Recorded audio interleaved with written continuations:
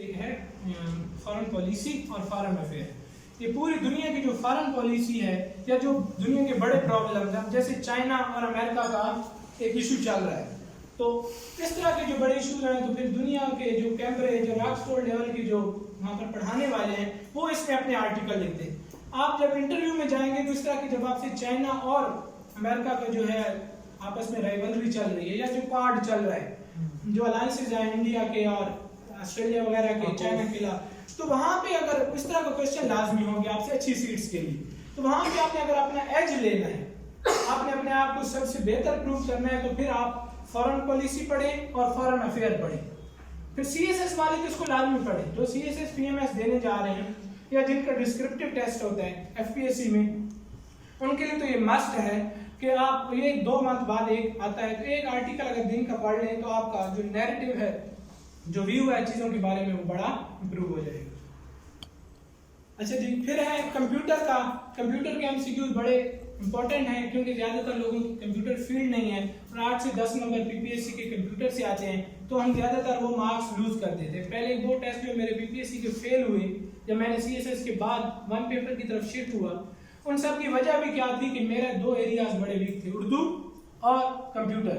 मैं ये समझ रहा था क्योंकि मैंने सीएसएस की तैयारी की है 2-3 साल और मैंने कोई मतलब 12-14 बुक्स पढ़ी हैं, हजारों आर्टिकल पढ़े हैं, तो शायद मुझे सारी चीजें आती होंगी, लेकिन क्योंकि वहां पर तो हर चीज के फिक्स उन्होंने एमसीक्यूज देने हैं, कंप्यूटर के देने हैं। सीएसएस में कंप्यूटर नहीं था, सीएसएस में उर्दू नहीं थे, तो उनको अलहदा से मैंने बैठ के फिर जब उनकी तैयारी की है, इस तरह के सोर्सेज थे, तो वो एमसीक्यूज भी आपको ये कंप्यूटर, उर्दू और आपकी जो इंग्लिश है, ये आपको हमेशा एज देगी।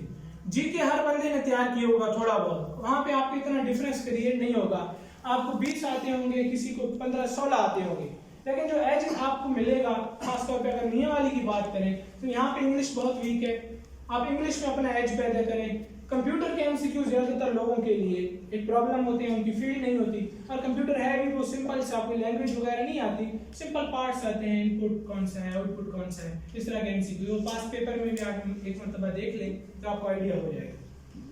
तो कंप्यूटर के लिए एग्जाम वेटा वेबसाइट है, इंडियन वेबसाइट है, बहुत अच्छी वेबसाइट है, उसको आप लाजमी करें।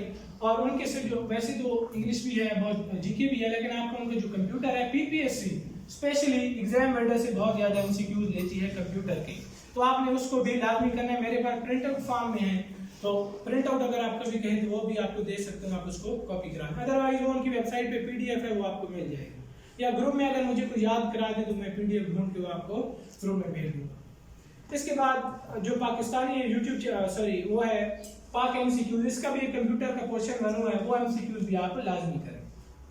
और जो यूट्यूब चैनल है कंप्यूटर के लिए, यूट्यूब चैनल है इंडियन स्टूडेंट सक्सेस, वो सारा ऐसा बेहतरीन यूट्यूब चैनल है कि जिसपे उन्होंने तमाम क्वेश्चंस को 1 by 1, मतलब अगर क्वेश्चन आता है कि व्हाट आर इनपुट पार्ट्स कौन से हैं, आउटपुट पार्ट कौन से हैं, तो वो वहां पर डिटेल में चीजों को समझाते हैं, एक ही चीज, या फलां जी की इस्तेमाल करें। अब यहाँ पे हम बुक पे पढ़ते हैं जी Ctrl+C का क्या मतलब है, वहां पे वो परफॉर्म करके दिखाता है। तो ये उस YouTube चैनल को आप लाजमी फॉलो करें, क्योंकि जो चीज आप देख लेंगे एक मरतबा तो वो ज्यादा आपकी मेमोरी में रहेगी बनिस्बत इसके पढ़ने की। फिर उर्दू के लिए कलीद उर्दू बुक है, आपने सारा उसको नहीं करना, उसका जो शायरों के नाम है, जो उनके जो फेमस बुक्स हैं और जो उनके फेमस जो शायर हैं या इस तरह के जो राइटर हैं, उनके जो कलमी नाम हैं, वो आपने वहां से कर लेंगे। और बीपीएससी के जो पास पेपर है या एफपीएससी के जो पास पेपर है, उनमें जो उर्दू के क्वेश्चन पूछे गए हैं, वो फेसबुक पे भी उनके कोई 65-70 पेजेस का ना एक किसी ने भेजा हुआ था पिक्चर, वो भी आप कर लें तो उर्दू के लिए वो इनाफ होगी। लेकिन फिर वही बात, अगर आपने एज लेना है तो फिर आप इसमें भी यूट्यूब को भी करेंगे, इसमें भी फिर कलील उर्दू को भी ज्यादा से ज्यादा इस्तेमाल करेंगे। और एफपीएससी में नॉर्मली 20 नंबर के, अभी जो एफआईए इंस्पेक्टर के लिए जिन्होंने अप्लाई किए हुए है और एडी के लिए, तो वहां पर आपके पास मैथ भी 20 नंबर की आती है, और ये मैथ भी बहुत ज्यादा एफपीएससी में डिफरेंस क्रिएट करती है, इस वजह से कि जो लोग साइंसेस के बैकग्राउंड से होते हैं, जो लोग जिन्होंने मेडिकल किया होता है, एफएससी की होती है, उनके लिए नॉर्मली मैथ में अच्छे नहीं होते। लेकिन ये मैथ कोई इतनी मुश्किल मैथ नहीं है, कोई डेरिवेशंस नहीं है, ये सिंपल मैथ के कंसेप्ट्स हैं जो आप 9th 10th के या मतलब आप कोई 9-10 के पेपर देख लें, इवन के 8th और 7th के भी कंसेप्ट उसमें पूछे जाते हैं। यही आपका बेसिक अलजेब्रा है, बेसिक अरिथमेटिक इक्वेशंस है, जिनके क्वेश्चन ये FIA में तो 20 मार्क्स के, जो कि बहुत बड़ा चंक है। तो इसको भी आप मैथ यूट्यूब चैनल में इंडियन है, मुझे कोई नाम याद नहीं आ रहा, लेकिन मतलब जो मेन क्वेश्चन है वो रेशो के क्वेश्चन है, अरिथमेटिक के, और ये 9-10 की बुक्स में से आपको मिल जाएंगे। अच्छा, ये तो था हमारा सारा कि हमने कौन कौन से सिलेबस को कौन कौन से सोर्सेज से करना है। अभी कुछ चीजें हैं, जब आप तैयारी, ये चीजें आपके पास सारी आ गई हैं, आपने तैयारी स्टार्ट कर दी, आप बैठ गए हैं पढ़ने के लिए अपनी एक रूटीन बना के, कौन सी चीजें हैं जो आप जिनको आपने करना है, तो आपकी तैयारी एक कांस्टेंट चलेगी, अदरवाइज आप उस रूटीन को खराब कर दें। सबसे पहले तो टाइम टेबल लाजमी है। आप में से कितने लोग हैं जिन्होंने अभी टाइम टेबल वगैरह बनाए हुए हैं अपनी तैयारी का?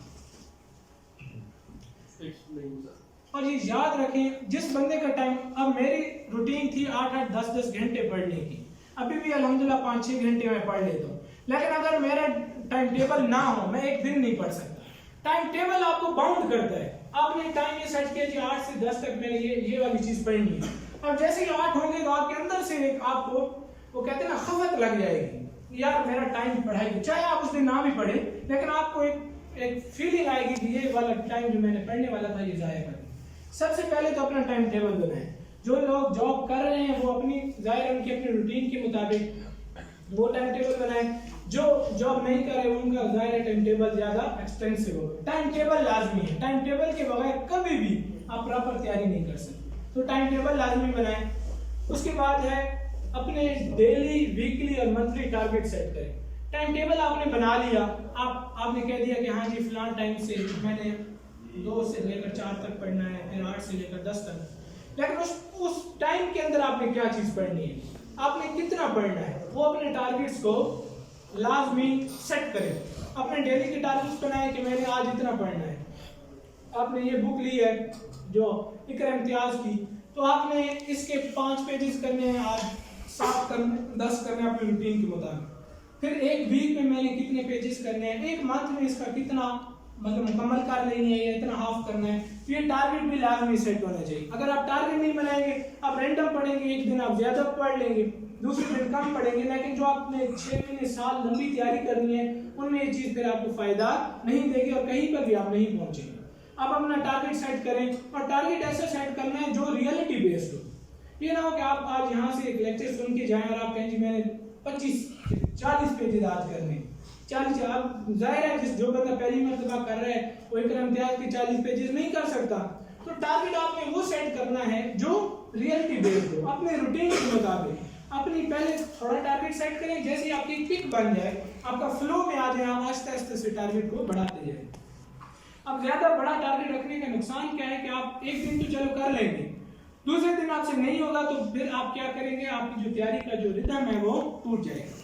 आपने इजीली 6 मंथ की बजाय आप 8 मंथ लगा लें, 9 मंथ लगा लें, लेकिन आप क्या करें, वो तैयारी ताकि आपके लिए बोझ ना बने। ये ना हो कि 1 महीना या 15 दिन तो चलाएं, आप उससे बोर हो जाएं, आप उसको छोड़, वो ज्यादा नुकसानदेह है बजाय इसके कि आपके 6 महीने की बजाय 9 महीने लगे। और एक और चीज, वर्किंग साइलेंस यहाँ पर मैंने लिखा है, तो इसका ये है कि कभी भी अपने प्लान किसी के साथ शेयर ना करें। ये मैंने भुगता है, और इसका ये बंदे को बहुत ज्यादा, मैं कहता हूँ ये बंदे को खा जाता है।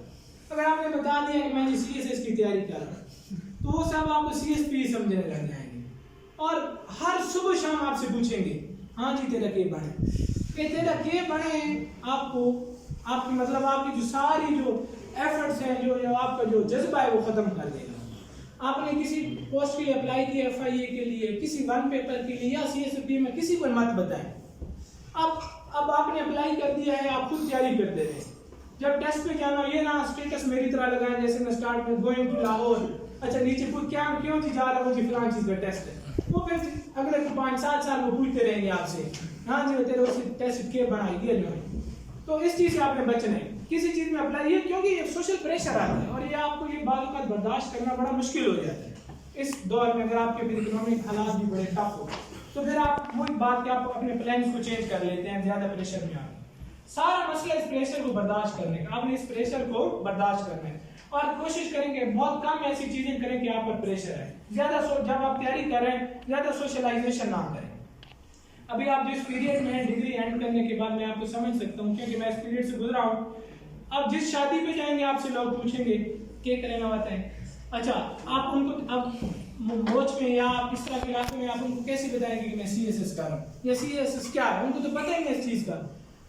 वो अगर आप उनको बता भी नहीं कि मैं ऐसी बनना चाहता हूँ या CSS के बाद मतलब अगर मैं अपना बताऊँ क्या मैं कोई इरादा है बिल्कुल CSS वगैरह कर गए ना, तो मैं आपसे यार ना तेरे दादे CSS की थे ना तेरे नाने की थे, तू कितने काम में बढ़ गया पल की खुद की कर हालात बड़े मुल्क में खराब हो गई सिफारिश है ये वो इतना यार मान पास बीच बंदा लगा रहा बीच लगना जालू का कूड़ तेरा ही तो किसी डिपार्टमेंट काट दिया ना, फिर मुश्किल होता है आप अपने आप को कैरी करना। अब हम मेरे जो कुलीग्स हैं वो सारे बड़े ब्रिलियंट हैं, आपको बताया 6-6 7 डिपार्टमेंट से आए, लेकिन अभी वो यहाँ पर आके उनको जॉब मिल गई है तो उनके अंदर की जो आर्ज है वो खत्म हो गई।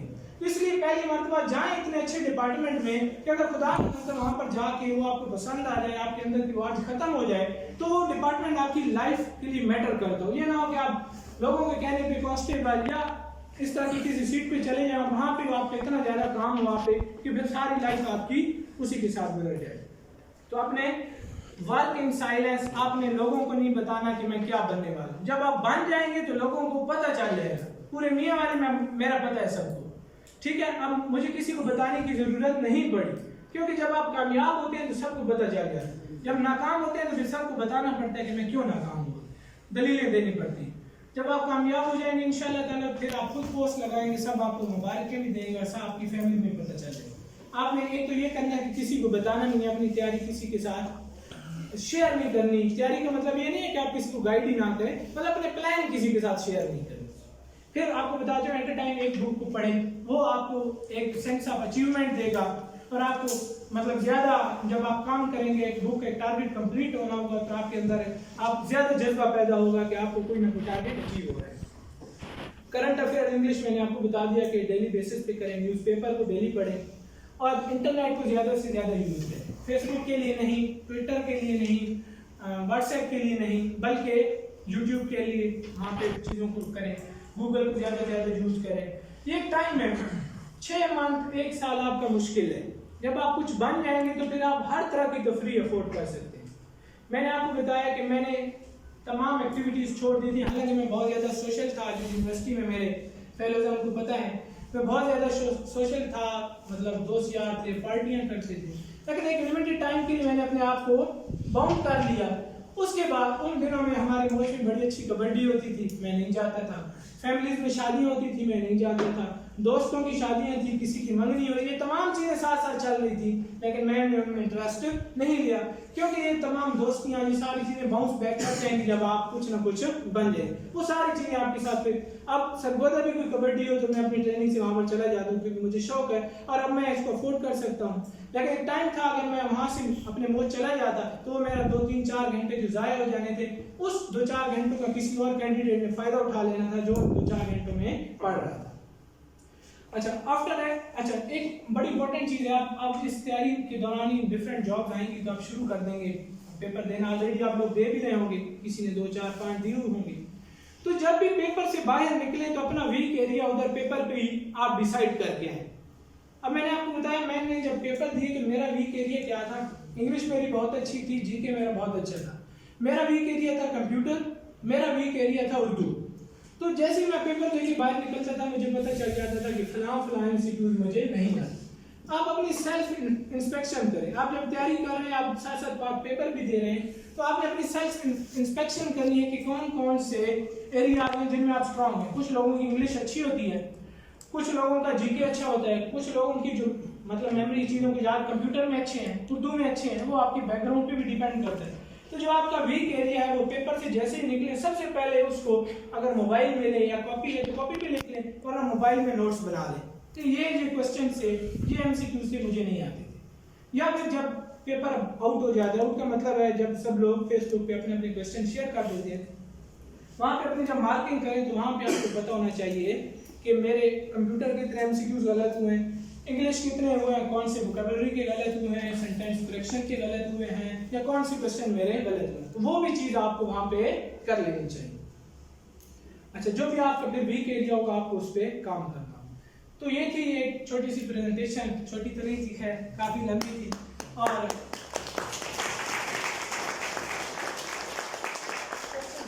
ये वो तमाम चीज़ें हैं जो आप तैयारी, इन एरिया से तैयारी करें, इन बातों को लेके चलें। इंशाल्लाह आई एम डैम श्योर कि अगले 6 महीने 1 साल में इंशाल्लाह जो भी अच्छी जॉब आएंगी उन लिस्टों में आपका नाम है।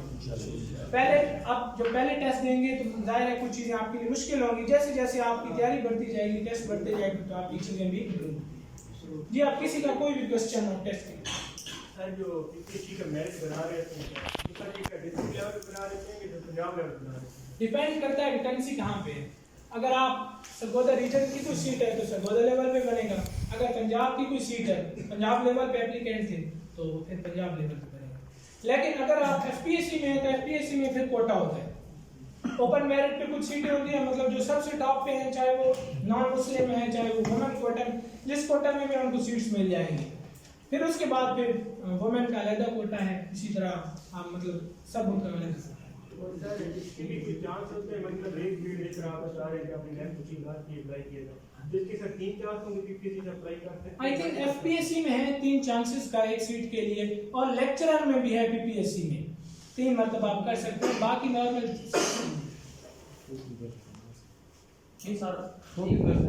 हाँ, पासिंग मार्क्स जो है वो 40% है, 40% आपके पासिंग मार्क्स है, 2 चांस आपका जाया नहीं। इंटरव्यू में भी 50%। इंटरव्यू में भी 50%। सर जीके का जो वेटेज होता है वो ज़्यादा होता है, बाकी के वैसे सारे इक्वल होते हैं। जीके तो है ना जनरल नॉलेज, जीके के अंदर फिर ये सारी चीज़ें जीके में ही आ जाती हैं, उन्होंने डिफाइन किया होता है। अब एफपीएससी तो वो खुद डिफाइन कर देती है, पीपीएससी आई थिंक डिफाइन नहीं करती कर देती है। अच्छा, एफपीएससी में ज़्यादातर ये डिफाइन होता है कि इंग्लिश के 20 मार्क्स होंगे, मैथ के भी। अभी जो आए हुए हैं सब इंस्पेक्टर के लिए तो उन्होंने एरिया डिफाइन कर दिए हैं कि जो अब एडी के लिए तो फिर उन्होंने एक्ट भी दे दिया है, तो जो एरिया जैसे 20 नंबर की मैथ होगी, 20 की इंग्लिश होगी, तकरीबन इक्वल वेटेज होती है। यार ये हार्ड इसलिए बेहतर है कि जो चीज़ मैंने आपको बताई कि आप उनको हाईलाइट कर सकते हैं। लेकिन अगर आप तमाम बुक्स अफोर्ड नहीं कर सकते, अव्वल तो करनी चाहिए। अगर आपको अपने कपड़े भी बेचने पड़ जाए, अपने मुस्तकबिल बनाने के लिए आप बहुत सी चीज़ों पे लगा रहे हैं, बैलेंस करा रहे हैं, तो आपको लेनी चाहिए। हार्ड बेहतर है। लेकिन अगर फिर भी किसी के मसाइल आप 2000-2500 की एक बुक हो गई है तो फिर आप उसको सॉफ्ट में भी कर सकते हैं, और सॉफ्ट में भी फिर रूटीन होती है। कुछ लोग मोबाइल से पढ़ सका, मैं पढ़ सकता हूँ मोबाइल से, तकरीबन ज़्यादा तैयारी मैं मोबाइल से ही करता हूँ, क्योंकि ज़्यादा अखबारें पढ़नी होती हैं, ये डान पढ़ना होता है, ये मोबाइल से ही पढ़ता हूँ। कुछ लोगों को मोबाइल से नहीं पढ़ा जाता तो उनके लिए बुक्स मिलता है। सर मिनिमम कितने घंटे पढ़े? मिनिमम जितनी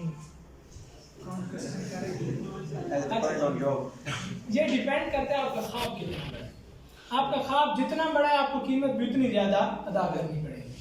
अगर आप चाहते हैं कि आप मतलब 17 स्केल की सीट मिल जाए, अब एडी की सीट्स आई हुई हैं एफआईए में, वहाँ पे जो कंपटीशन है जाहिर है वो मतलब पूरे पाकिस्तान के बेहतरीन दिमाग है, तो वो वहाँ पर आपको 7-8 घंटे पढ़ना पड़ेगा।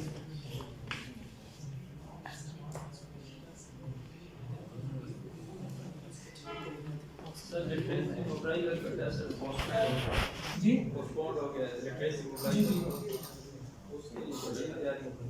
तैयारी से अच्छा एक बात है कि तैयारी एक ही है, आपने एक मरतबा करनी और एक ही तैयारी है। उसके बाद आप एक मरतबा जब आपकी तैयारी कंप्लीट हो जाएगी तो फिर आप जिस डिपार्टमेंट में भी अप्लाई करेंगे 80-90% वही एमसीक्यूज है। मतलब कोई स्पेसिफिक अगर उन्होंने कोई डोमेन दे दिया, जैसे लेक्चरर की है, वो एक अलग बात है कि उन्होंने केमिस्ट्री से 80% लेना है, अदरवाइज चीज़ें सेम ही हो सकती हैं। बीपीएससी में नेगेटिव मार्किंग होती है। अगर 100 सवाल है, साल में 60 आते हैं, 40 वोट देते हैं, जो 40 है उनको नतीजा आपके जो 60 में से जितने मार्क्स होंगे वही होंगे, नेगेटिव नहीं होगा। लेकिन अगर आप उनको कर लेते हैं, उनमें से गलत हो जाते हैं, तो फिर वो आपके जो 60 ठीक भी थे उनके मार्क्स भी कम होंगे। मेरे सर से डीपी डिपार्टमेंट के वाले से कि हम लोग अभी मेरे साथ स्टूडेंट बैठे हुए हैं फिजिक्स के फाइनल ईयर के अंदर, बीएस में 7 तकरीबन मिड आने वाला है। तो हमें जो टीचर्स या हमारे जो सीनियर्स हैं, हमारी फिजिक्स ही है, तो अभी से हमें ये हमारे दिमागों में भर दिया गया है कि भाई आपने ऐसे ही निकलना है तो बीएड करना है, बीएड के बगैर तो आप टीचिंग में नहीं जा सकते, वो का चिटका है, इस तरह से कहा जाता है, ओपन से कर लें, यहाँ से कर लें। कुछ लोग तो कहते हैं भाई एमएस में जाना ही जाना है, नहीं तो फिर आप टीचिंग किसी काम की नहीं। हालांकि बीइंग स्टूडेंट मैं जानता हूँ कि मुझे जो मतलब बीएससी की मेरे सब्जेक्ट है वो भी मुझे क्लियर नहीं है। ये हर स्टूडेंट को होता है क्योंकि सॉरी कि जो बीएस के 8 सेमेस्टर पढ़ रहा होता है, जब 7th में जाता है तो उसको पहले सेमेस्टर का मुझे नहीं लगता कि कुछ याद होता है। बीएस का ये सिनेरियो यही चल रहा होता है। तो हमें इस कंफ्यूजन में जो फंसा दिया गया है, बीइंग आप प्रोफेसर टीचर, आप हमें मेरे तरह का स्टूडेंट को ये बताएं कि इस सिचुएशन से कैसे निकला जाए। आपके बुनियादी तौर पे सवाल के दो पहलू हैं, एक शायद बीएड से रिलेटेड है और दूसरा एमएस या फर्दर जो आगे एजुकेशन और सर अप्लाई करें तो कहते हैं कि जी साथ ये बुक पढ़ें तो बेहतर रहेगा, अभी से तैयारी शुरू कर दें, नहीं फलां साइड में जाएं फिर। देखिए जैसे सर ने अभी चंद मिनट पहले एक बात की कि ये डिपेंड करता है कि आपका ड्रीम कितना है। अगर आप 14 ग्रेड में कहीं पे स्कूल टीचर बनना चाहते हैं तो फिर तो उसके लिए बीएड मस्ट है, क्योंकि स्कूल एजुकेशन डिपार्टमेंट में मस्ट उसमें भी उस सेंस में नहीं है कि आप अप्लाई भी नहीं कर सकते। आप अप्लाई करेंगे, आपकी जॉब हो जाती है आपको विद इन 3 ईयर।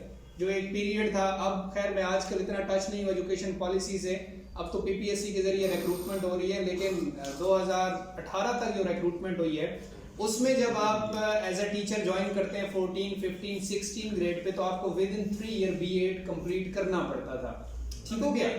ओके, अब दूसरा बात है आगे एमएस पे। मैं बेसिकली वैसे इस बात पे बिलीव रखता हूँ कि किसी भी स्टूडेंट को एमएस, एमफिल या पीएचडी उस सूरत में करनी चाहिए अगर उसने टीचिंग करनी हो।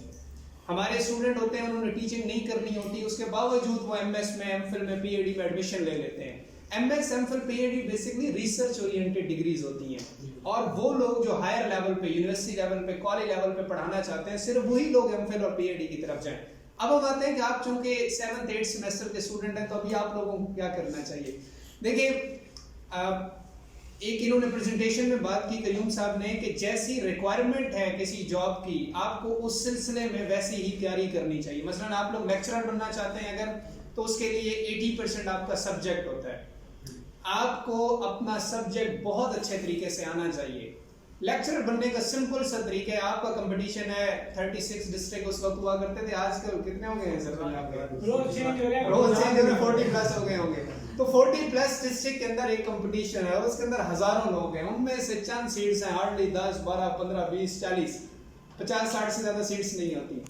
अब ये 40-50 लोग वो लोग होंगे जिन्हें अपना सब्जेक्ट बहुत अच्छे से आता है। तो आपने जिस चीज पर फोकस करना है वो ये है कि आपको अपना सब्जेक्ट आना चाहिए। आप फिजिक्स में हैं, आपको फिजिक्स की डिबेट्स आती हैं। सर ने एक वर्ड यूज किया जार्गन का, जो मेन कॉन्सेप्ट्स हैं, मेन चीजें हैं फिजिक्स के अंदर, आपको वो आनी चाहिए। आनी किस तरह चाहिए?